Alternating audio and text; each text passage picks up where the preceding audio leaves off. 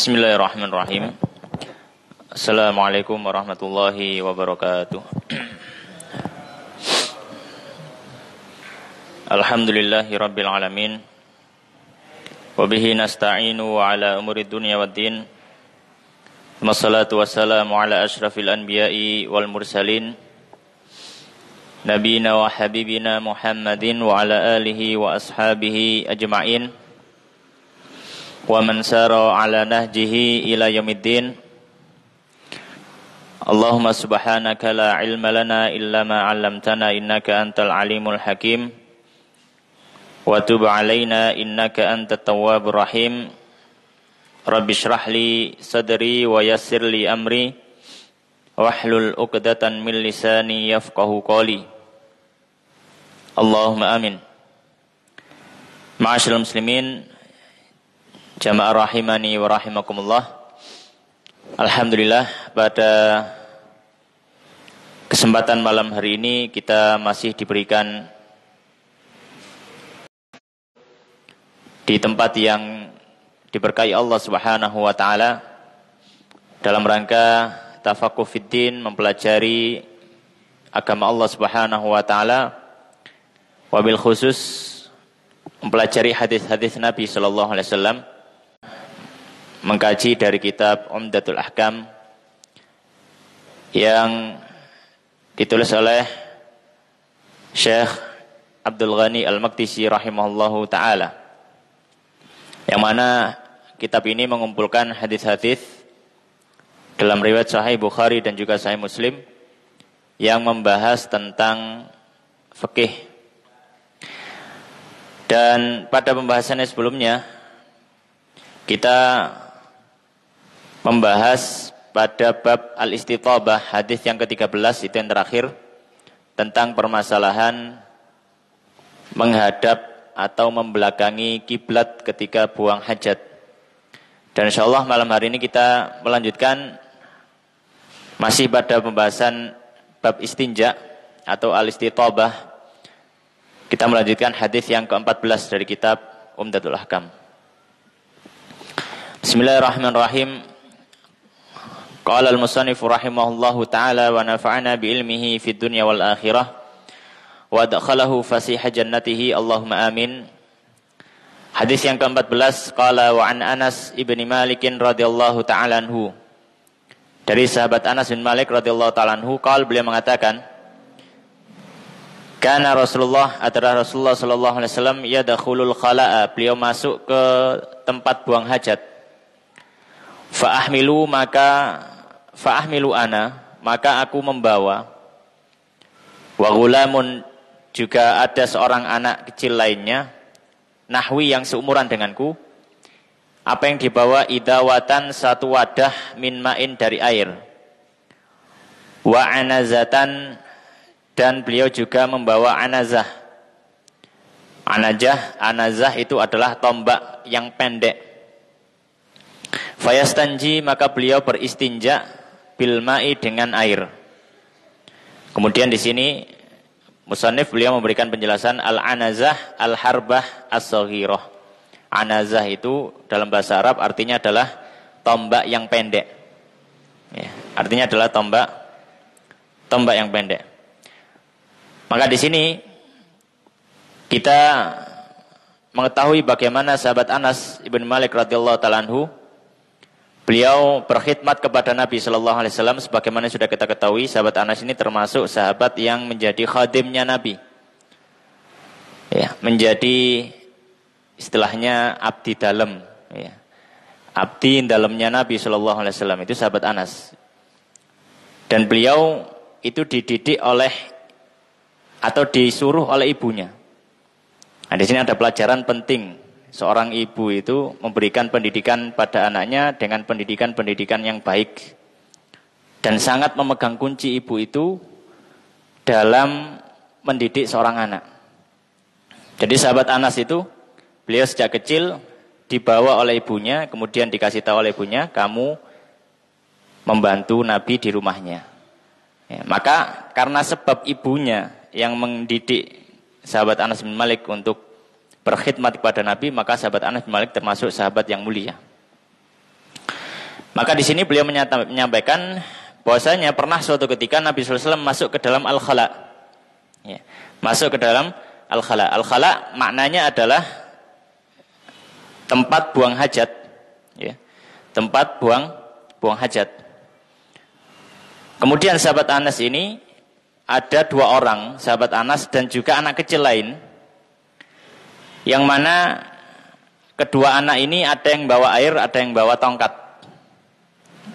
Tongkat maksudnya hirbah shaghirah tadi, anazah, tombak yang kecil. Dan biasanya tombak kecil ini biasanya digunakan Nabi SAW untuk sutroh ketika beliau sholat di luar. Ya. Adapun air maka digunakan untuk istinja. Maka Nabi SAW, maka sahabat Anas mengatakan fayastanji bilma. Maka Nabi SAW kemudian pun beristinja dengan air tersebut. Ya. Maka di sini ada beberapa pelajaran dari hadis. Di antara pelajaran yang pertama, hukum asal bersuci adalah dengan air. Hukum asal bersuci adalah dengan air. Ya. Sebagaimana Allah Subhanahu wa taala menyebutkan dalam Al-Qur'an, ya. Wa nazzalna minas sama'i ma'an tahura. Dan kami turunkan dari langit itu air yang suci mensucikan. Maka hukum asalnya ketika mensucikan najis atau mensucikan hadas, maka itu harus menggunakan air. Hanya saja dalam beberapa kesempatan atau dalam beberapa kondisi Allah Subhanahu wa taala memberikan sebuah keringanan, rukhsah. Di antaranya keringanan atau rukhsah yang diberikan Allah adalah boleh istinja dengan batu dengan syarat-syarat yang sudah pernah kita singgung. Maka di sini Nabi sallallahu alaihi wasallam fayastanji bil ma, maka beliau istinja dengan air. Karena itu apa? Hukum asalnya memang apa? Istinja hendaknya menggunakan air. Di antara pelajaran hadis ini yang kedua, dianjurkan atau termasuk sunnah ketika orang itu buang hajat hendaknya menjauh dari manusia. Itu kalau zaman dahulu ketika orang safar atau apa, ya, kemudian di padang pasir atau yang semisalnya, kemudian dia ingin buang hajat, maka termasuk adab, termasuk sunnah dia jangan menjauh dari manusia. Ya, sebagaimana Nabi sallallahu alaihi wasallam ketika beliau buang hajat, maka beliau menjauh sampai apa? Ada yang membawakan air untuk beliau. Ya. Baik. Di antara pelajaran hadis ini juga, ya, diperbolehkan yang ketiga, diperbolehkan meminta bantuan orang lain untuk membawakan alat bersuci. Untuk membawakan alat bersuci. Maka ini diperbolehkan. Ya, misalkan seorang mau bersuci, kemudian dia minta tolong pada orang lain, tolong ambilkan air. Ya. Maka ini diperbolehkan. Ya. Maka ini apa? Diperbolehkan. Ya. Bahkan itu bentuk suatu adab, kalau misalkan itu seorang murid kepada gurunya, atau orang yang lebih muda kepada orang yang tua, maka boleh membantu untuk menghadirkan alat bersucinya. Ya. Nah, itu kalau untuk menghadirkan alat bersuci. Ya, untuk menghadirkan alat bersuci. Tapi kalau nyuceni gitu ya, maka tidak boleh. Ya, bahkan dikatakan para ulama menyebutkan itu makruh. Ya, misalkan tanpa ada ilah, tanpa ada alasan ya, tanpa ada alasan. Dia sehat dia apa? Mau wudhu tapi nggak mau membasuh sendiri. Ya grojoken, osok-osoken misalkan. Maka ini makruh. Maka ini makruh. Ya. Kalau sobnya, sob menuangkannya saja, ya, maka ini khilaful aula kalau tidak ada kebutuhan. Makruh tapi yang sudah dekat kepada mubah, khilaful aula. Ya. Itu cukup dirinci oleh dalam kitab Safinatun Najah ada. Taib. Masyaallah muslimin jamaah rahimani wa rahimakumullah. Kemudian berikutnya hadis yang ke-15. Qala an Abi Qatadah Al-Harits ibni Rib'i, dari Abu Qatadah Al-Harits bin Rib'i radhiyallahu ta'ala anhu Al-Ansari, anna Nabi, bahwasanya Nabi sallallahu alaihi wasallam beliau bersabda, la yumsikanna, janganlah memegang ahadukum, salah seorang dari kalian, zakarahu, zakarnya, kemaluannya, biyaminihi, dengan tangan kanannya, wa huwa yabulu, sedangkan dia dalam kondisi kencing, Wala yatamassah, dan janganlah menyentuh atau mengusap minal khala'i, dari hajatnya, biyaminihi, dengan tangan kanannya. Wala yatanafas, dan janganlah dia bernafas, menghembuskan nafas fil ina'i, di dalam wadah. Baik. Maka di sini hadisnya diriwayatkan oleh sahabat Abu Qatadah, dan belum sempat kita sampaikan terjemahnya atau tarjamah atau biografi singkat. Abu Qatadah ya adalah salah seorang sahabat Nabi Shallallahu Alaihi Wasallam. Nama beliau adalah Al Harith. Nama beliau adalah Al Harith, namun lebih masyhur dengan sebutan Abu Qatadah. Lebih masyhur dengan sebutan Abu Qatadah. Dan beliau adalah salah satu dari sahabat Nabi Shallallahu Alaihi Wasallam, dan beliau termasuk pasukan berkudanya Nabi Sallallahu Alaihi Wasallam, dan termasuk pemimpin pasukan berkuda. Ya. Disebut sebagai Farisur Rasulillah, pasukan atau orang yang berkuda untuk Rasulullah Sallallahu Alaihi Wasallam. Dan beliau mengikuti banyak peperangan bersama Nabi Sallallahu Alaihi Wasallam, dan beliau terkenal sebagai seorang yang pemberani dalam peperangan. Ya. Disebutkan dalam satu riwayat, suatu ketika Nabi Sallallahu Alaihi Wasallam mengambil satu pedangnya, kemudian beliau mengatakan, siapa yang mau mengambil pedang ini dan berjanji atas nama Allah Subhanahu wa taala tidak boleh melepasnya ketika dia berjihad di jalan Allah. Dalam artian dia jihad, ya, menang atau terbunuh dengan pedang ini. Maka tidak ada yang berani mengambil kecuali sahabat Abu Qatadah radhiyallahu taala anhu. Nah, beliau Al-Ansari, beliau sahabat Ansor. Berarti beliau berasal dari Madinah, asli Madinah. Dan beliau ikut perang Uhud, perang Khandaq, dan juga perang yang lainnya. Dan beliau wafat di Madinah tahun 54 Hijriah, dan umur beliau ketika itu umur 70 tahun. Taib. Maka di sini kita memasuki pembahasan hadisnya. Di sini Nabi Shallallahu Alaihi Wasallam menyampaikan, la yumsikanna ahadukum dzakarahu biyaminihi wa huwa yabul. Janganlah seorang itu memegang kemaluannya dengan tangan kanannya ketika dia kencing. Ya, ketika dia kencing. Maka di sini ada larangan dari Nabi Shallallahu Alaihi Wasallam, dan larangan ini sifatnya makruh. Ya, hukumnya makruh ketika seorang buang hajat, wabil khusus ketika dia kencing, kemudian dia memegang zakarnya dengan tangan kanan.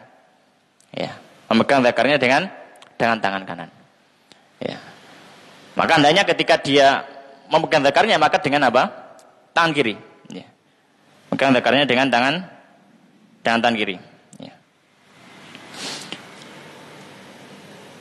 Kemudian yang kedua, pelajaran hadis yang kedua. Jadi pelajaran hadis yang pertama, dimakruhkan ketika kencing orang memegang zakarnya dengan tangan kanan.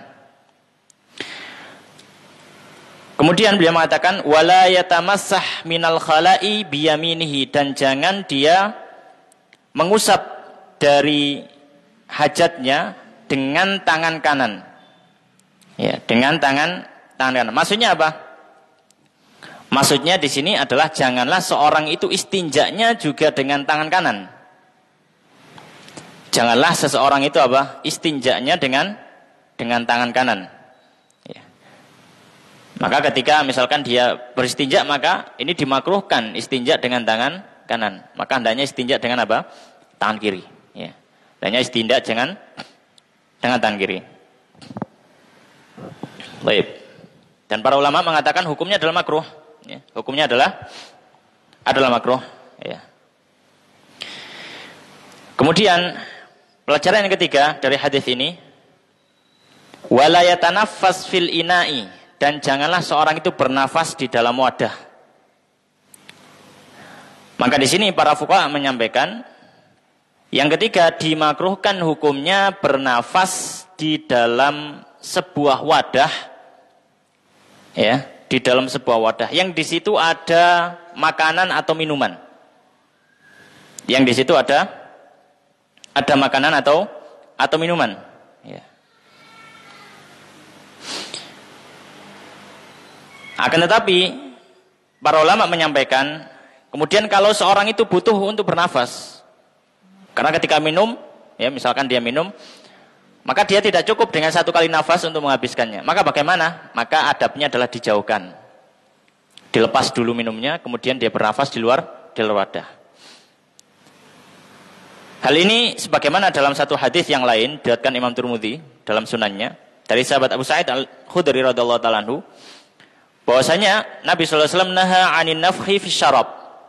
Nabi sallallahu alaihi wasallam melarang untuk menghembuskan nafas ketika di dalam minuman. Ya. Faqala rajulun, ya. Al-qadzata araha fil ina. Ya.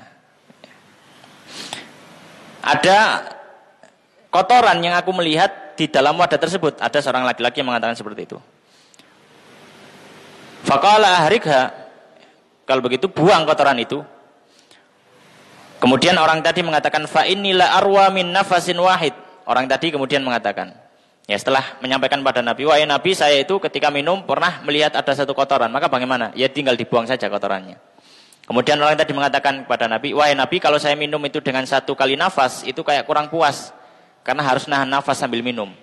Maka Nabi sallallahu alaihi wasallam menyampaikan fa'abin al-qadaha idzan anfik.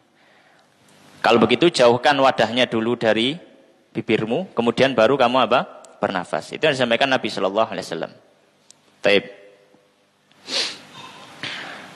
Ma'asyiral muslimin jamaah rahimani wa rahimakumullah. Maka ini pelajaran yang ketiga, bahwasanya dimakruhkan seorang bernafas dalam satu wadah yang di situ ada makanan ataupun minuman, ya. Baik. Kemudian ada satu hadis diriwayatkan oleh sahabat Anas. Ya, diriwayatkan oleh sahabat Anas. Diriwayatkan oleh Imam Bukhari dan juga Imam Muslim. Bunyi hadisnya adalah anna Nabi sallallahu alaihi wasallam kana yatanaffasu fil ina'i thalathan. Bahwasanya Nabi sallallahu alaihi wasallam itu menghembuskan nafas pada bejana sebanyak 3 kali. Menghembuskan nafas pada bejana sebanyak berapa? 3 kali. Maka ini akan menjadi suatu problem ketika dihadapkan dengan hadis ini. Di satu sisi Nabi melarang, di sisi yang lain hadisnya Anas, Nabi sallallahu alaihi wasallam diceritakan beliau bernafas 3 kali bahkan. Maka para fuqaha menyampaikan, menggabungkan hadis ini, yang dimaksud dalam hadisnya Anas itu bernafas tapi di luar wadah. Bernafas tapi apa? Di luar wadah, bukan di dalam wadah. Adapun di dalam wadah maka dia dimakruhkan. Ya, karena Nabi sallallahu alaihi wasallam tadi memerintahkan dalam hadis Abu Sa'id Al-Khudri. Jadi di sini ada 3 hadis. Hadisnya Abu Qatadah, hadisnya Anas, hadisnya Abu Sa'id. Hadisnya Qatadah melarang nafas di wadah. Hadisnya Anas, Nabi bernafas 3 kali di wadah.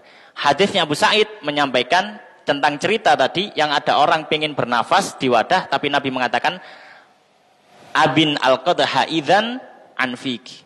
Jauhkan kalau begitu wadah dari bibirmu. Maka untuk menyatukan hadis ketiga hadis ini, maka para ulama memberikan kesimpulan yang sudah kita sampaikan.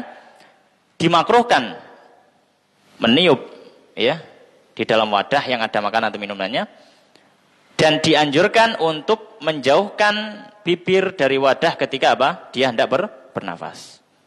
Itu yang disampaikan oleh para ulama. Baik. Dan larangan di sini, larangan dalam 3 hal ini, hukumnya secara fikih dia adalah makruh. Makruhnya adalah tanzih. Dan disampaikan oleh Syekhul Islam Zakaria Al-Ansari dalam kitab beliau Fathul Alam, di mana beliau mengatakan, wa fihi karahatu kullin minats thalatsatil madhkura fihi. Ya. Wal jumhur ala annaha karahatu tanzih. Dan di dalam hadis ini ada kemakruhan dalam 3 hal yang sudah disebutkan dalam hadis Qatadah ini, Abu Qatadah.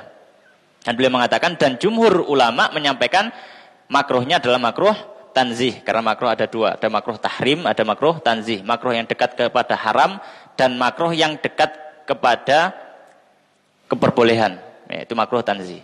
Taib. Ma'asyiral muslimin jamaah rahimani wa rahimakumullah. Kemudian hadis yang berikutnya, hadis yang ke-16.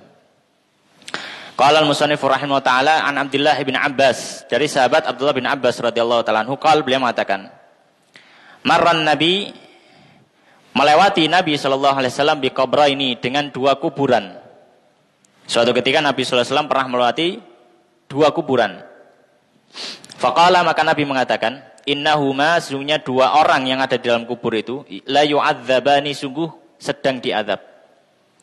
Wa ma yu'adzabani, dan tidaklah keduanya diazab, fi kabirin, dalam sesuatu hal yang besar. Amma ahaduhuma, adapun salah satunya, fakana, maka dia dulu, la yastatiru, tidak membersihkan diri minal bauli, dari kencingnya. Wa ammal akharu, adapun yang lainnya, fakana, maka dia dahulu yamshi, berjalan di antara manusia, bin namimati, dengan namimah. Namimah itu mengadu domba, ya. Mengadu domba, ya. Dalam istilahnya para ulama, an-namimah itu adalah naqlu kalamin nas ba'dihim ila ba'd ala wajhil ifsad. Jadi membawa omongannya orang ini ke orang ini dibawa ke sini. Tujuannya apa? Untuk merusak silaturahim. Itu namimah. Ya. Jadi dia mengadu domba. Itu namimah. Ya. Kemudian kata sahabat Abdullah bin Abbas, fa'akhadha, maka Nabi mengambil jaridatan, sebuah pelepah korma, robbatan, yang masih basah. Fasyaqqaha, kemudian Nabi menyobeknya, nisfaini, menjadi 2 bagian. Fagharaza, kemudian beliau menancapkan bagian tadi, bagian pelepah kurma, fi kulli qabrin, di setiap kuburan, wahidatan, 1 bagian, 1 pelepah.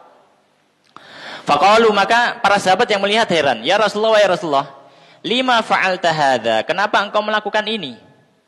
Faqala, maka kata Nabi sallallahu alaihi wasallam, la'allahu, semoga hal tersebut yukhaffafu, bisa meringankan anhuma, dari kedua orang ini, malam yaibasa, selama 2 pelepah ini masih belum kering. Ya. Baik, maka hadis ini diriwayatkan oleh sahabat Ibnu Abbas, dan sahabat Ibnu Abbas adalah sahabat yang masyhur. Nama beliau adalah Abdullah, ayah beliau adalah Al-Abbas, paman Nabi sallallahu alaihi wasallam. Jadi Abdullah bin Abbas ini adalah sepupunya Nabi sallallahu alaihi wasallam. Dan sahabat Abdullah bin Abbas termasuk sahabat yang masih muda, akan tetapi ilmunya luar biasa banyak. Ya, akan tetapi ilmunya luar biasa banyak. Dan ketika beliau di zaman Nabi sallallahu alaihi wasallam, beliau semangat untuk belajar, bahkan didoakan Nabi sallallahu alaihi wasallam difahamkan agama dan juga tafsir Al-Qur'an. Dan setelah Nabi wafat, beliau juga tetap masih belajar kepada para sahabat yang senior. Hingga akhirnya ketika para sahabat yang senior ini sudah wafat, seperti sahabat Abu Bakar, sahabat Umar, maka beliau pun menjadi rujukan umat untuk mempertanyakan masalah agama. Maka di antara para sahabat itu ada orang-orang, para sahabat yang terkenal dengan ahli fatwa. Mereka mufti di antara para sahabat. Di antaranya adalah Abdullah bin Abbas. Jadi Abdullah bin Abbas itu tinggal di Mekah dan beliau menjadi mufti di Mekah sana. Kalau di Madinah siapa? Kalau di Madinah fikihnya kembali ke sahabat Ibnu Umar. Jadi sahabat Ibnu Umar itu menjadi rujukan. Ya, Ibnu Umar menfatwakan seperti ini, maka sudah dijalankan di Masjid Nabawi. Tapi kalau di Mekah, sahabat Abdullah bin Abbas fatwanya gini, sudah dijalankan di Mekah. Dan ada juga sahabat Abdullah bin Amr bin As. Ada istilahnya al-abadilah al-arba'ah. Ada 4 orang Abdullah. Semua 4 orang Abdullah ini adalah ulama dari kalangan sahabat, dan mereka itu masih muda, sahabat muda, tapi mereka ulamanya para sahabat. Salah satunya Abdullah bin Amr. Abdullah bin Amr itu di Mesir. Dan yang terakhir adalah Abdullah bin Zubair, dan beliau tinggal di Mekah bersama Ibnu Abbas. Ya. Baik. Dan sahabat Ibnu Abbas radhiyallahu ta'ala anhu juga termasuk sahabat yang banyak meriwayatkan hadis dari Nabi sallallahu alaihi wasallam. Dan beliau meninggal pada tahun 68 Hijriah, ya, di Taif pada umur 71 tahun radhiyallahu ta'ala anhu. Taib. Maka di sini ada beberapa pelajaran hadis yang bisa kita ambil. Ya. Pelajaran yang pertama, Nabi sallallahu alaihi wasallam bersabda, "Innahuma la yu'adzaban." Ketika Nabi sallallahu alaihi wasallam melewati dua kuburan. Maka Nabi SAW mengatakan innahuma la yu'adzaban. Dua orang di dalam kuburan ini sedang disiksa, diazab. Maka di sini ya, pelajaran yang pertama di sini bahwasanya termasuk akidah Ahlussunnah wal Jamaah yang patut diyakini dan harus diyakini adalah tentang adanya siksa kubur. Ini termasuk akidah Ahlussunnah wal Jamaah. Ya, termasuk akidah Ahlussunnah wal Jamaah. Ya. Dan ini termasuk akidah yang diyakini oleh jumhur Ahlussunnah wal Jamaah. Ya. Atau hampir semuanya. Dan bahkan beberapa taifah, beberapa kelompok yang mungkin ada sedikit penyimpangan, mereka pun meyakini akidah Ahlussunnah wal Jamaah ini, yaitu menisbatkan atau menetapkan apa? Azab kubur. Ya. Dan azab kubur ini diimani secara hakikat. Diimani apa? Secara hakikat. Maksudnya apa? Maksudnya azab kubur ya azab. Ya, azab kubur ya azab. Ya. Karena sebagian orang ada yang meyakini bahwasanya maksudnya azab kubur ini ya hanya seperti mimpi saja. Jadi nggak sampai orang itu nggak sampai merasa sakit yang benar-benar sakit, cuma mimpi saja, seperti orang mimpi. Ya, kalau Sunnah wal Jamaah enggak. Azab kubur ya secara hakikat azab kubur. Ya memang bahkan terasa sakit bagi orang itu. Ya, bagaimananya wallahu taala alam. Ya, kita belum pernah ke sana ya. Baik. Kemudian pelajaran kedua. Nabi SAW menyampaikan, fakana la yastatiru minal baul. Salah satu orang dari penghuni kubur tadi, kata Nabi SAW, salah satunya tidak yastatir minal baul. Yastatir minal baul di sini, kalau yastatir itu maknanya melindungi diri, menutup diri. Cuma di sini ada sedikit problem. Jadi dalam yastatir ini ada beberapa lafadz yang disebutkan oleh para ulama, ya. Ada yang yastanzih, ada yastabri. Jadi kalau yastatir maksudnya adalah menutup diri ketika buang hajat kan gitu. Jadi maksudnya apa? Maksudnya ketika dia kencing, dia menjauh supaya nggak dilihat orang, supaya ada satirnya gitu. Yastatir. Tapi dalam riwayat yang lain menggunakan lafadz yang lain. Seperti Imam Bukhari menggunakan lafadz yastabri dalam riwayat yang lain. Imam Muslim menggunakan lafadz, ada lafadz yastanzih. Yastanzih berasal dari kata nuzh. Ya, nuzh maksudnya membersihkan. Yastabri itu melepaskan diri, maksudnya ya membersihkan sama. Maka para fuqaha menyampaikan, yastatir di sini maknanya adalah memang membersihkan diri dari kencingnya. Tidak menjaga diri dari kencingnya, itu. Maka di sini ada pelajaran. Hukumnya wajib seorang itu menjaga diri dari kencingnya. Maka seorang itu wajib untuk ketika buang air kecil dia untuk cebok. Ya, dia istinja, entah istinja dengan air atau dengan batu selama memenuhi syarat. Ya. Demikian pula tidak atau berusaha menjaga diri dari tubuhnya terkena apa? Terkena kencing. Berusaha menjaga diri. Ya, tapi tidak terlalu hulu, tidak terlalu mubalaghah. Ya. Karena para fuqaha juga memberikan apa? Memberikan kaidah-kaidah dalam hal ini dhawabit. Yang penting apa? Yang penting kita yakin kita sudah berusaha menghindarkan diri, sudah selesai. Ya, sudah selesai. Karena apa? Hukum asalnya itu adalah suci. Sebelum kita benar-benar yakin kalau di situ terkena kencing. Tapi kalau terkena kencing jangan dibiarkan. Kalau kita sudah tahu itu kena kencing maka jangan dibiarkan.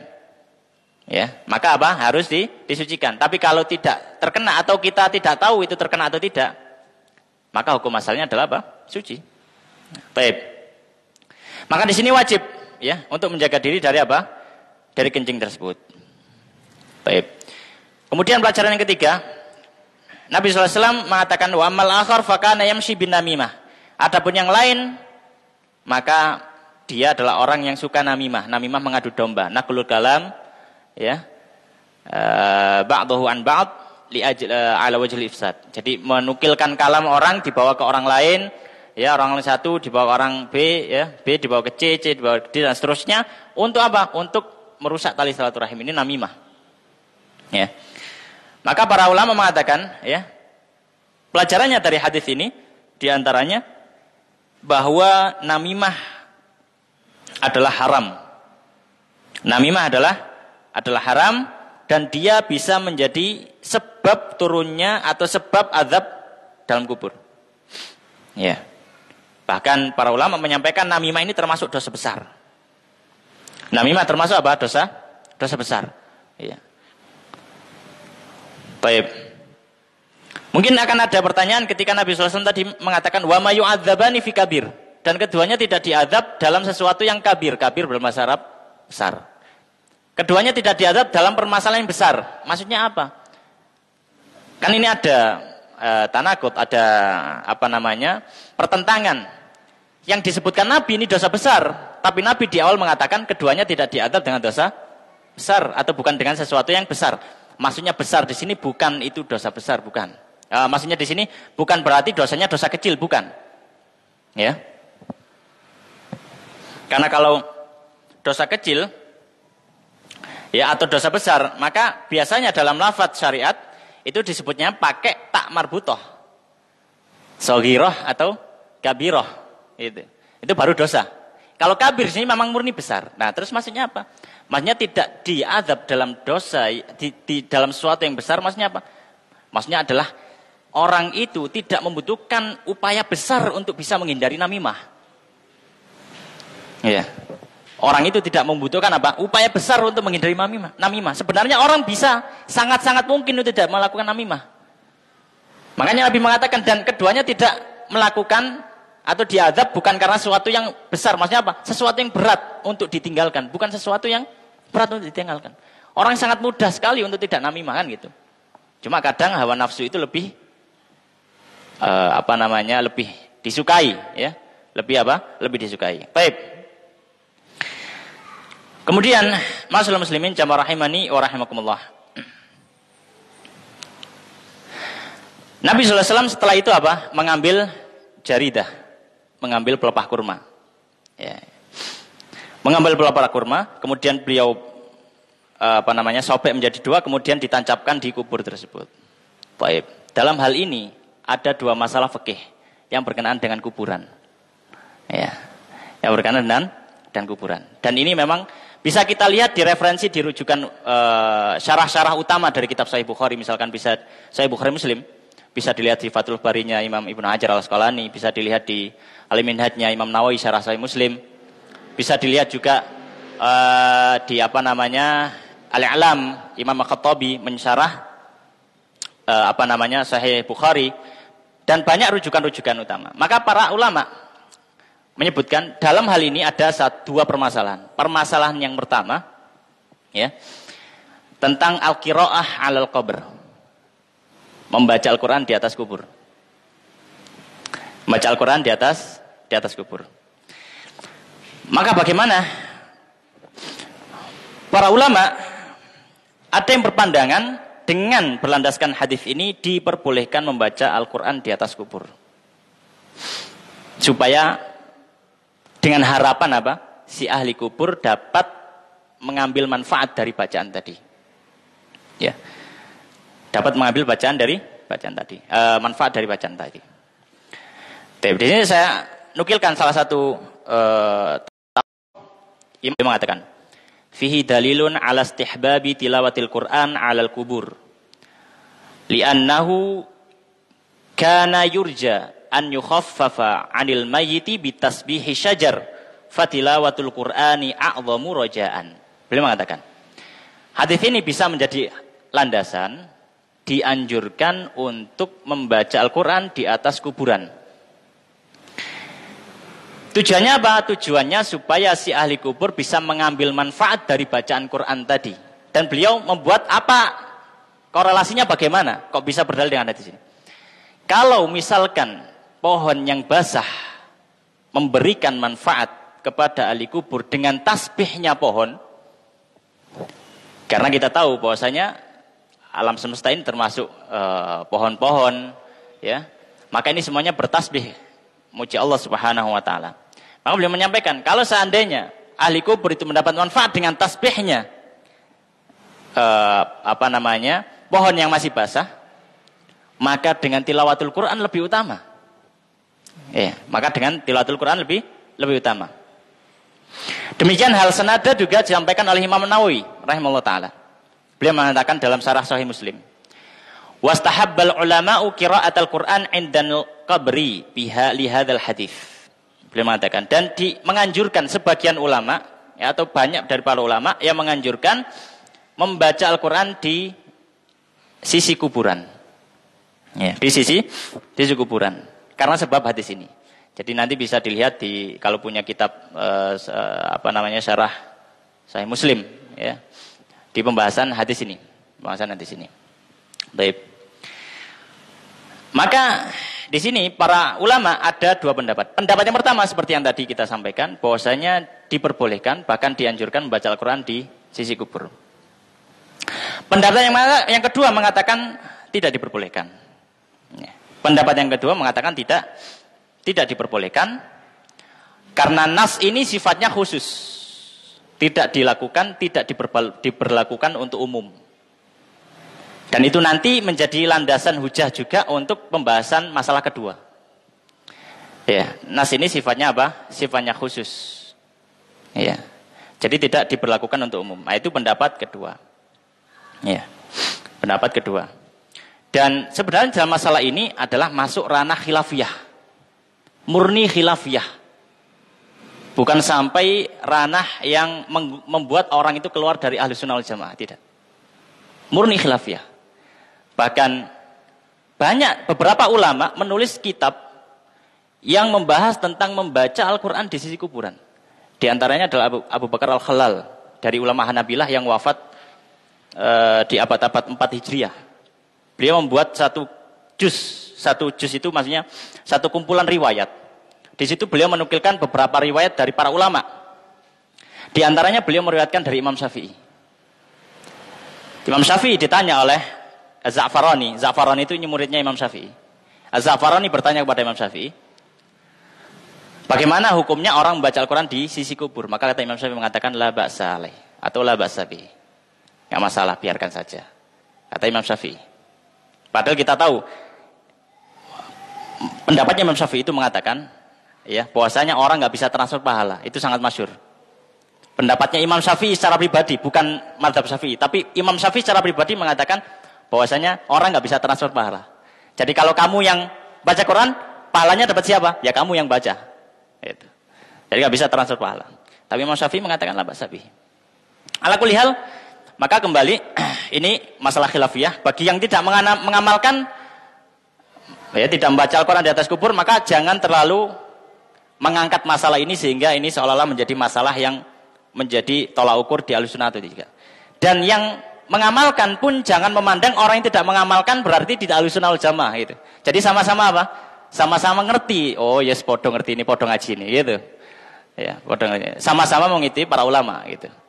Dan ulama yang diikuti bukan ulama kekinian ini, bukan. Ulama-ulama sejak abad-abad ini. Kita sebutkan tadi seperti Imam Al-Khattabi itu wafatnya tahun 388 Hijriah. Berarti abad keempat. Imam An-Nawawi ulama besar. Ya, tapi ala kulli hal, jadi seperti ini. Meskipun kita pribadi tidak mengamalkannya, tapi tidak perlu orang lain harus kita ingkari. Demikian pula orang yang mengamalkan, tidak perlu mengingkari orang yang nggak mau gitu. Nggak usah dipaksa. Ya, karena ada yang suka ngombe kopi pahit, ngombe kopi legi kan gitu ya. Jadi nggak perlu dipaksa. Sing pahit kudu ngombe legi, sing legi kudu ngombe pahit ya enggak gitu. Tapi masalah yang kedua, yaitu meletakkan dedaunan, bunga-bunga atau pepohonan di kuburan. Masalah. Ya. Ini juga menjadi bahasan. Ya, bahkan yang menarik Imam Bukhari menyebutkan suatu riwayat secara mu'alak Mu'alak itu apa? Imam Bukhari langsung mengatakan sahabat ini mengatakan demikian, gitu. Itu mu'alak. Mu'alak itu nggak disebutkan sanadnya. Dan mu'alaknya Imam Bukhari ada yang dhaif, ada yang sahih. Ya, Imam Bukhari beliau menyebutkan dalam babnya, ya, beliau membuat bab dalam Sahih Bukhari, babul jarid alal qabr. Bab pelepah kurma di atas kuburan. Kemudian beliau mengatakan, wa usau Buraidah al-Aslami, dan sahabat Buraidah al-Aslami memberikan wasiat kepada keluarganya, an yuj'ala fi qabrihi jaridan, untuk nanti ketika dia meninggal tolong kuburanku ditaruh 2 pelepah kurma. Ya. Kalau sekarang ya mungkin pelepah kelopo ya. Pelepah kelapa gitu ya. Jadi sahabat, akan tetapi Imam Bukhari kemudian menyebutkan kalamnya Ibnu Umar. Dan sahabat Buraidah ini sahabat. Kemudian beliau menyebutkan dengan riwayatnya Ibnu Umar. Ya. Ibnu Umar mengatakan ketika melihat ada hal yang semacam itu, maka beliau mengatakan ya bahwasanya yang bermanfaat adalah amalnya, gitu. Kata sahabat Ibnu Umar. Ala kulli hal, untuk masalah meletakkan sesuatu atau tumbuhan yang basah, tumbuhan yang masih segar di atas kuburan itu juga ada dua pendapat.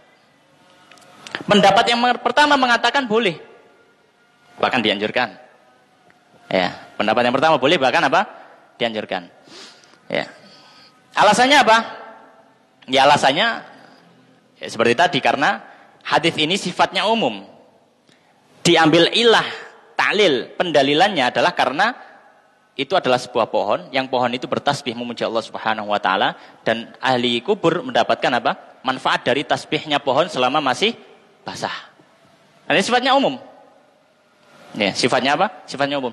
Bahkan karena memahami seperti itu, sahabat Buraidah al-Aslami juga mewasiatkan kepada keluarganya. Karena memahami sabdanya Nabi ini secara umum. Itu pemahaman sahabat. Tapi sahabat Ibnu Umar memahami tidak seperti itu. Ya, ada khilaf. Ya, ada khilaf. Ya. Ini pendapat yang pertama ya, tadi dianjurkan. Ya. Oleh karenanya Ibnu Hajar al-Asqalani dalam Fathul Bari beliau mengatakan wa ka'anna Buraidah hamal al-hadits ala umumihi wa lam yarahu khasan bidzainika rajulain. Dan Buraidah, sahabat Buraidah tadi memberikan wasiat itu karena beliau memandang secara umum hadis ini berlaku untuk siapapun, bukan untuk khusus dua orang laki-laki yang bersama Nabi, tapi yang kuburannya dikunjungi Nabi sallallahu alaihi wasallam. Ya. Baik. Pendapat yang kedua mengatakan tidak dianjurkan. Alasannya apa? Alasannya tadi seperti yang pertama. Ini khusus, tidak berlaku umum. Ini khusus tidak tidak berlaku umum. Ya. Dan pendapat ini juga zahir dari pendapatnya Ibnu Umar. Karena suatu ketika Ibnu Umar juga melihat hal semacam itu, maka Ibnu Umar suruh, sudah diambil saja buat apa. Kemudian Ibnu Umar mengatakan, innama yudhilluhu amaluhu. Itu juga disebutkan Imam Bukhari setelah menyebutkan athar dari Buraidah tadi. Jadi dua sahabat ada khilaf gitu ya. Nah ini zahir dari pendapatnya Ibnu Umar. Dan juga pendapatnya Imam Al-Khattabi. Al-Khattabi yang menyampaikan di awal tadi pada pembahasan membaca di atas kuburan. Beliau menyampaikan, ya. Beliau menyampaikan, waqad ankara al-Khattabi ma yaf'alun nas 'alal kubur minal akhwas wa nahwiha.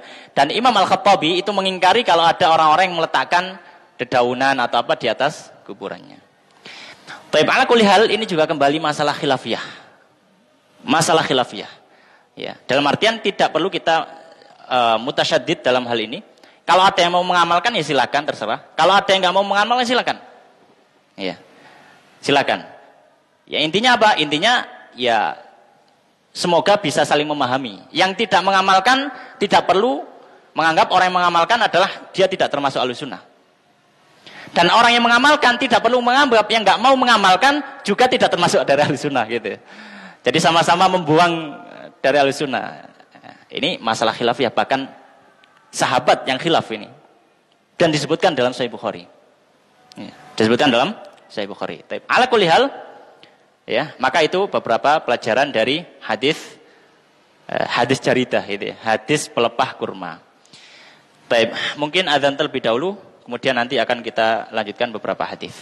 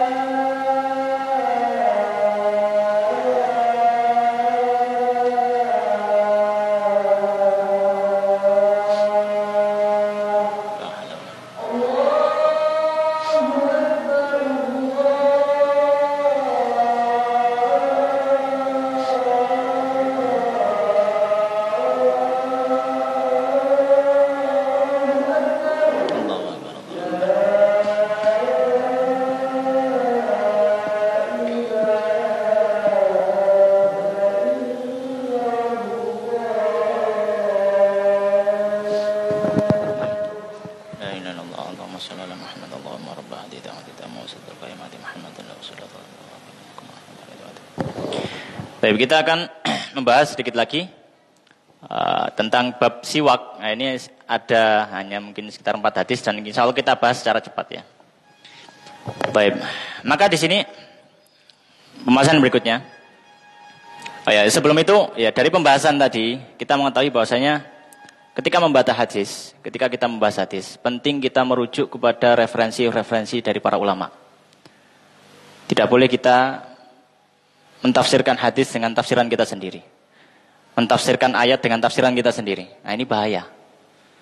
Banyak ulama yang sudah menjelaskan itu dan bukan ulama-ulama hari-hari ini saja. Bahkan sejak ratusan tahun yang lalu sudah banyak menjelaskan. Nah, ketika kita membaca Sahih Bukhari, misalkan, kita buka referensinya banyak. Syarah Sahih Bukhari itu banyak sekali.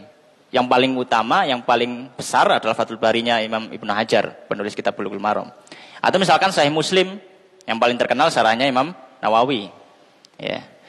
Atau misalkan Sunan Abu Dawud, ya, juga disyarah oleh para ulama dan penting merujuk supaya apa? Supaya ketika bacaan kita semakin banyak, maka pengetahuan kita semakin luas.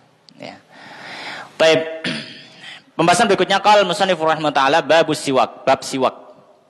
Nah, di sini ada sekitar 4 hadis. Kita baca secara cepat dan faedah-faedah yang ringkas. Baik, hadis yang ke-17 yaitu bab siwak. Qala an Abi Hurairah, dari sahabat Abu Hurairah radhiyallahu ta'ala anhu, anna Rasulullah, bahwasanya Rasulullah sallallahu alaihi wasallam bersabda, laula an asyqa ala ummati, laula seandainya tidak an asyqa aku memberatkan ala ummati, atas umatku. Seandainya aku tidak memberatkan atas umatku, itu maksudnya. La amartuhum, sungguh aku akan memerintahkan mereka bisiwaki, untuk bersiwak. Inda kulli salatin, di setiap salat. Di setiap salat. Hadis ini diriwayatkan oleh sahabat Abu Hurairah dan kita sudah pernah menjelaskan tentang biografi singkat Abu Hurairah. Maka kita langsung membahas tentang faedah dari hadis ini. Siwak sebagaimana sudah kita ketahui, ya. Siwak adalah bisa dimutlakkan untuk fi'il pekerjaan atau alatnya. Jadi siwak bisa digunakan untuk orang itu bersiwak, ya, istaka istaku. Berarti siwak di sini maknanya untuk pekerjaan, untuk kata kerja. Ya. Kadang siwak juga digunakan untuk alat yang digunakan. Ya, maka kalau untuk alat yang digunakan maka bisa kayu, bisa yang semisalnya. Tapi kalau untuk siwak dalam kata kerja, maka siwak maknanya membersihkan gigi. Ya, membersihkan apa? Gigi, itu makna secara umum. Maka siwak ini, ya, hukum asalnya adalah sunnah. Hukum asalnya adalah sunnah. Ya, hukum asalnya sunnah. Orang membersihkan gigi, ya, dengan alat apapun yang bisa membersihkan. Yang penting dipersyaratkan oleh para ulama, dia adalah khashin, sesuatu yang memiliki permukaan yang kasar. Ya, permukaan yang kasar. Seperti apa? Seperti kayu, seperti kain, ya. Kalau sekarang sudah ada sikat gigi, maka itu sudah bisa dikiaskan kepadanya. Tapi yang paling utama, para ulama menyampaikan yang paling utama dengan kayu arok. Kayu arok itu siwak yang dijual itu kayu arok. Ya. Baik, maka di sini hadis yang pertama dalam bab siwak atau hadis yang ke-17 dari sahabat Abu Hurairah, bahwasanya menyampaikan bahwasanya seandainya aku tidak khawatir untuk memberatkan umatku, maka aku akan menyuruh mereka untuk apa? Bersiwak setiap kali ingin sholat. Ya. Maka di sini ada pelajaran. Pelajaran yang pertama, dianjurkan, disunahkan ketika orang hendak melakukan sholat untuk bersiwak terlebih dahulu. Untuk bersiwak terlebih dahulu. Ya. Dan sabda Nabi SAW, inda kulli sholah, ya, maknanya adalah ketika hendak sholat, bukan di dalam sholat. Ketika hendak sholat maka disunahkan. Ya. Dan yang afdal adalah disunahkan ketika hendak melakukan sholat ketika waktunya sudah berdekatan. Ya, bukan jaraknya masih jauh, waktu sholatnya dia sudah bersiwak terlebih dahulu, tidak. Tapi ketika akan takbiratul ihram, kemudian dia bersiwak. Atau ketika hendak berangkat ke masjid, dia mungkin sikat gigi dulu. Maka ini termasuk hal yang dianjurkan, bahkan disunahkan. Ya. Baik, kemudian pelajaran yang kedua, ya. Pelajaran yang kedua dari hadis ini. Hadis ini menjadi dalil bahwasanya disunahkan juga untuk bersiwak pada hal-hal yang dikiaskan terhadap sholat. Seperti apa? Ya, seperti tawaf, seperti sujud syukur, seperti sujud tilawah. Ya, maka dalam bab fikih para ulama biasanya membahas ya, atau mereka memiliki hukum yang mirip antara sujud syukur, sujud tilawah, tawaf ya, dan sholat.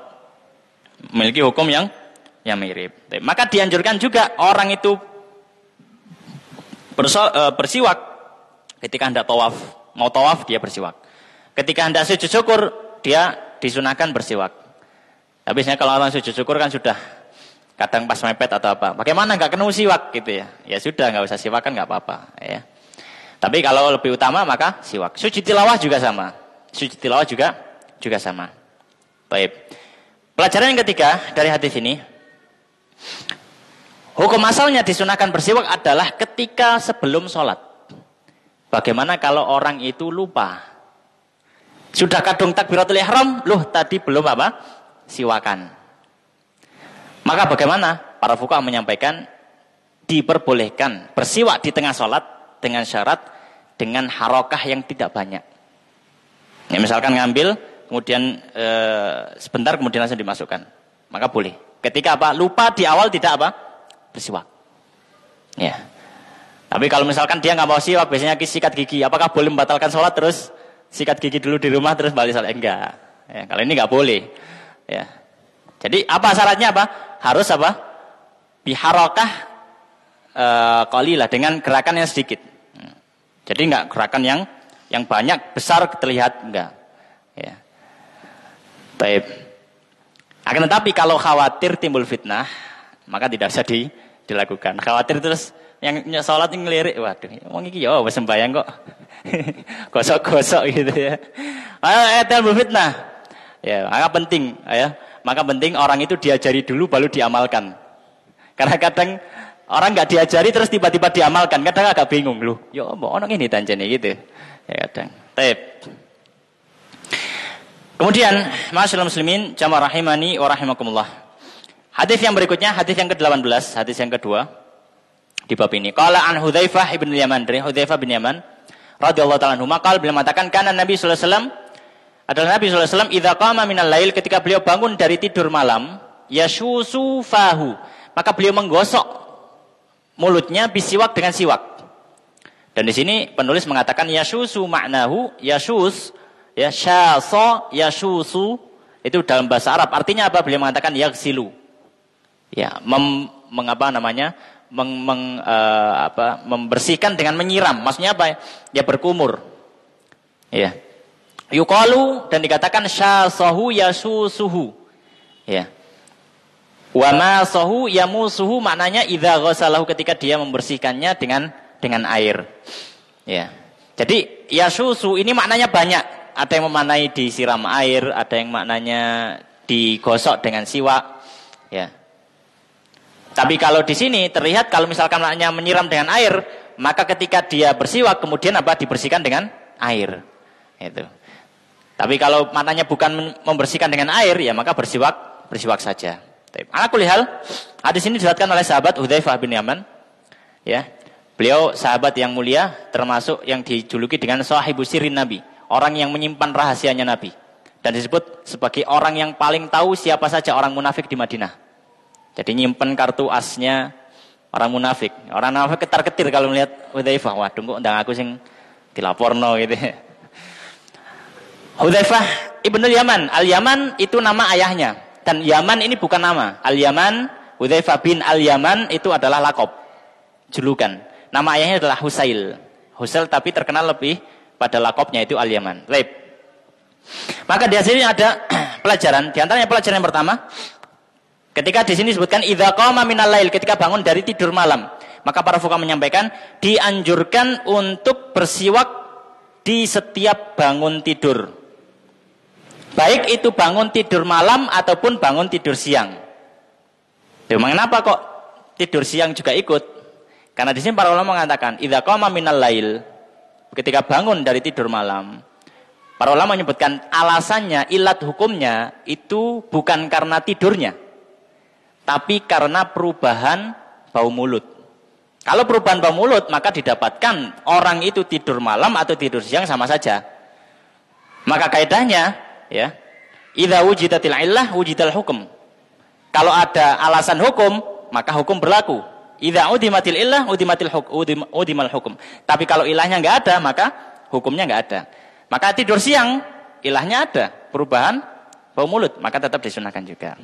Maka di sini dianjurkan, termasuk posisi atau kondisi yang dianjurkan untuk bersiwak adalah ketika bangun dari tidur, baik tidur malam ataupun tidur siang. Kemudian di antara pelajaran dari hadis ini, yasusu fahu bisiwak. Yasusu salah satu maknanya yang disebutkan oleh Al-Khattabi ya, adalah asyus dalkul asnan ardon bisiwak. Asyus dalam bahasa Arab itu maknanya adalah menggosok gigi dengan siwak ke arah samping. Maka di sini dianjurkan, yang kedua, pelajaran kedua, dianjurkan ketika menggosok siwak ke arah ketika menggosok siwak di giginya, maka dianjurkan menyamping, bukan ke atas. Ya, menyamping bukan apa? Ke atas. Ya. Kenapa? Karena hikmahnya juga bukan ilah ya, bukan ilah hukum, tapi hikmahnya karena supaya tidak menyakiti gusi. Ya, kalau misalkan apa? Ke arah atas. Taib.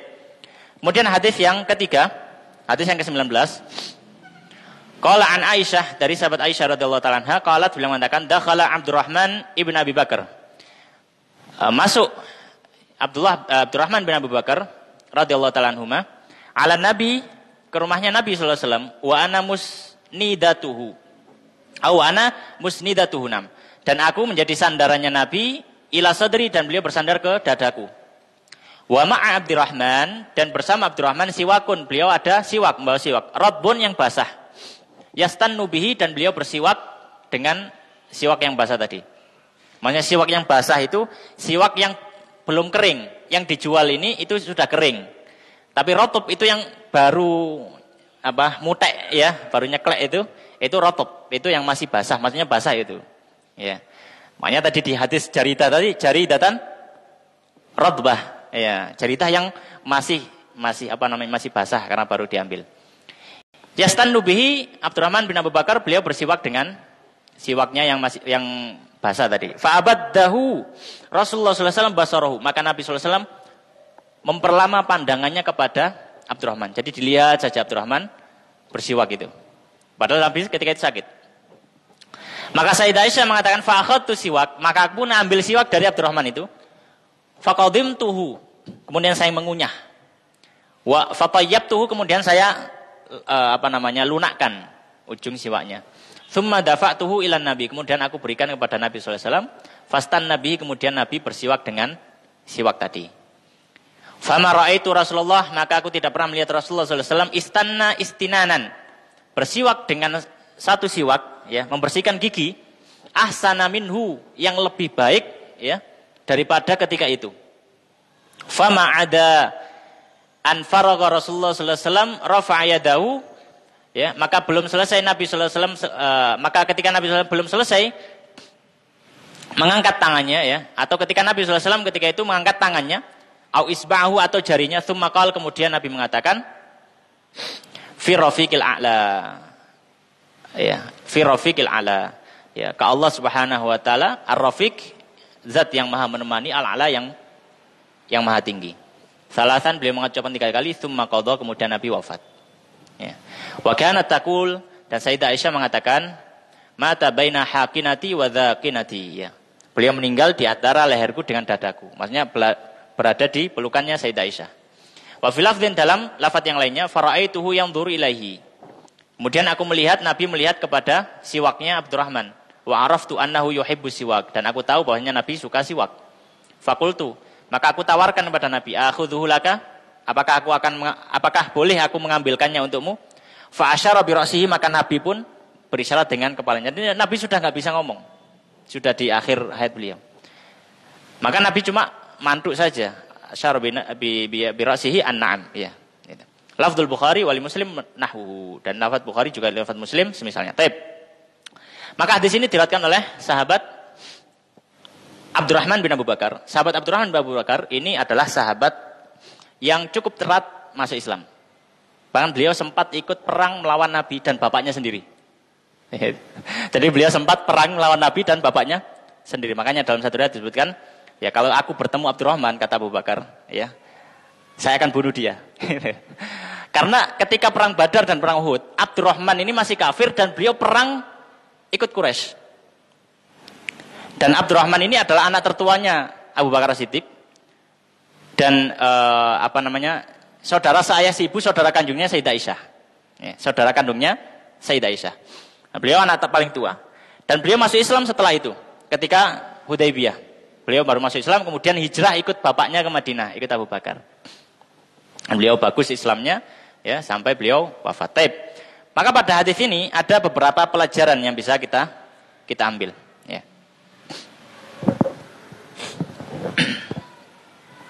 Pelajaran yang pertama,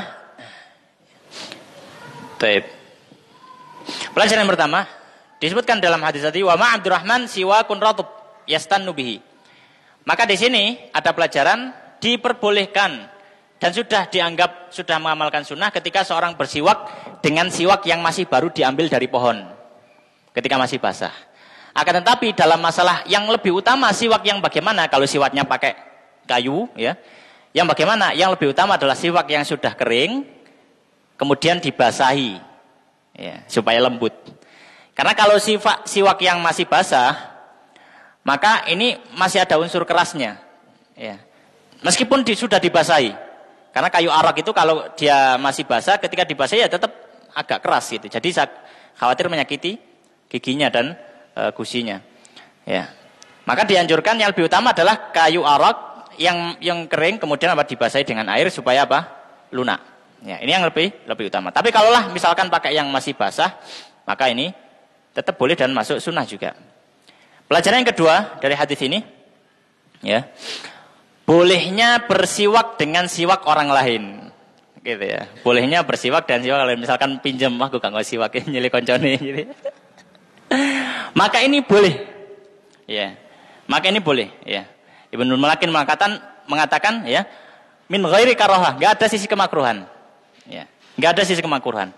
Hanya saja ini diperbolehkan dan tidak makruh selama mendapat izin dari pemilik siwak, gitu ya. Jangan sampai ngambil kemudian selesai baru ngomong gitu ya, tanpa izinnya. Maka ini termasuk ghosab, enggak boleh.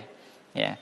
Maka kalau tidak diperbolehkan maka tidak boleh. Tapi kalau diizinkan maka silakan. Dan dianjurkan kata Imam Nawawi, dianjurkan ketika memakai siwak orang lain maka dibersihkan lebih dahulu, dicuci terlebih dahulu. Karena mungkin ada rasa nggak seneng gitu ya, rasa jijik atau apa, dianjurkan dibersihkan dulu.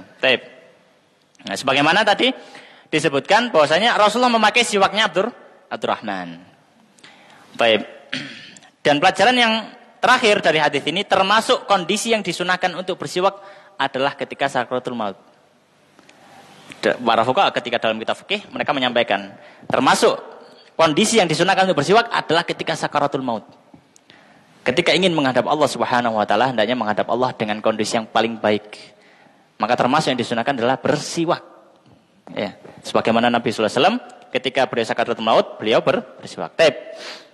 Hadis yang terakhir dalam bab ini yaitu hadis yang ke-20. Qala an Nabi Musa radhiyallahu ta'ala anhu, dari sahabat Abu Musa, beliau mengatakan, ataitu Nabi, aku pernah mendatangi Nabi sallallahu alaihi wasallam wa huwa yastaku bisiwakin, dan beliau sedang bersiwak. Qala, dan sahabat Abu Musa mengatakan, wa tarafus siwak ala lisanihi, dan ujung siwak berada di atas lisannya, lisan lidah. Yaqul, dan Nabi sampai mengatakan maksudnya seperti orang akan muntah. Wasiwaku fi fihi, dan siwak berada di dalam mulutnya Nabi. Ka'annahu yatahawwa, seolah-olah Nabi sallallahu alaihi wasallam ingin muntah. Maka hadis ini diriwayatkan oleh sahabat Abu Musa Al-Asy'ari radhiyallahu ta'ala anhu. Dan hadis ini memiliki satu pelajaran, ya. Pelajarannya apa? Pelajarannya termasuk yang disunahkan ketika bersiwak adalah membersihkan lisan atau lidah. Itu sudah diajarkan Nabi sallallahu alaihi wasallam sejak dulu. Ya. Kalau orang yang membaca hadis sudah tahu bahwasanya lidah ini termasuk yang dibersihkan ketika membersihkan apa? Mulut. Tapi baru ini saja, ya, pabrik gosok gigi membuat tambahan di sikat giginya di belakangnya itu untuk membersihkan lidah. Nabi 1400 tahun yang lalu sudah mengajarkan lidah itu juga dibersihkan gitu. Gitu. Sekarang baru-baru saja pabrik itu membuat fasilitas lidah bisa dibersihkan dengan penggosok gigi itu. Tapi aku lihat termasuk yang disunahkan ketika dibersihkan adalah lidahnya dengan siwak. Dan kalau membersihkan gigi dengan ardon, dengan menyamping, kalau membersihkan lisan maka ke belakang. Ya. Dalilnya mana? Dalilnya hadis ini. Wa tarafu lisan al-lisani, ujungnya siwak itu sampai apa? Sampai berada di atas lisannya. Jadi seolah siwaknya dimasukkan. Sampai Nabi apa? Gitu. Saking dalamnya. Makanya menunjukkan apa? Menunjukkan memang arahnya adalah ya lurus, bukan menyamping. Ya, arahnya lurus, bukan menyamping. Baik. Demikian dan sebenarnya masih banyak kalau misalkan mau dibahas secara rinci, tapi pembahasannya kalau mau rinci, membahas siwak ya di kitab fikih, ya di mana-mana saja dianjurkan untuk bersiwak. Tapi ala kulli hal ini yang disampaikan oleh musannif dan disebutkan dalam hadis dan faedah yang diambil darinya. Semoga apa yang kita bahas ini memberikan manfaat, ada yang bisa kita amalkan, ada yang bisa kita ajak orang lain untuk mengamalkannya juga, memberikan manfaat kepada kita di dunia dan akhirat. Wallahu ta'ala alam wa sallallahu wa sallim wa barik ala nabiyina Muhammadin wa ala alihi wa sahbihi ajma'in. Kita akhiri dengan doa kafaratul majelis. Subhanakallahumma bihamdika asyhadu an la ilaha illa anta astaghfiruka wa atubu ilaik wa akhiru ta'wana alhamdulillahirabbil alamin. Wassalamualaikum warahmatullahi wabarakatuh.